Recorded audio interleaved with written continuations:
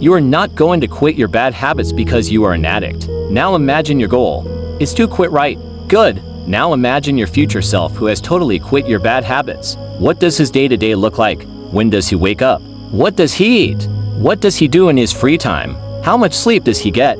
Obsess over your future self, and when you know exactly what your future self is like, start living like him. Now, why am I telling you all about this in a guide about dopamine detox?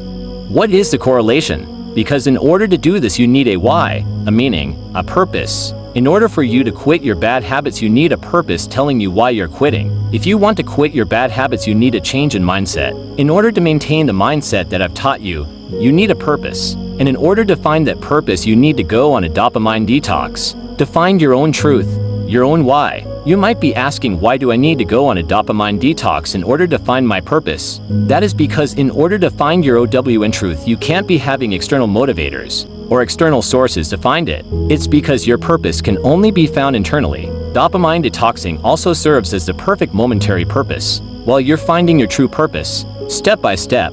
If you've read this far, you're probably convinced and want to try out dopamine detoxing. Here is a step-by-step. Step 0. Go in with the right mindset of trying to find your purpose. And if you've already found it, try to pursue it as ruthlessly as possible. Step 1. Choose a time period. If you're a beginner, something around 2 to 3 days should be a good way to start. And if you are more advanced, you could shoot for 1 to 2 weeks or even more. Step 2. No dopamine spiking activities. This is why step 0 is so important, because if you skip it, you're eventually going to fail. Step 3. Devices shall only be used for work. Use a computer for work. You will only be allowed 10 minutes a day on your phone to check your schedule and other essentials. Do not cope by saying that you work using your phone. You don't. Step 4. Fill up your day with tasks. Examples of tasks: reading, meditating, journaling, work, exercise, eating and sleep. Example: 7 a.m. wake up plus shower, 7:30 a.m. work, 3 p.m. exercise, 5 p.m.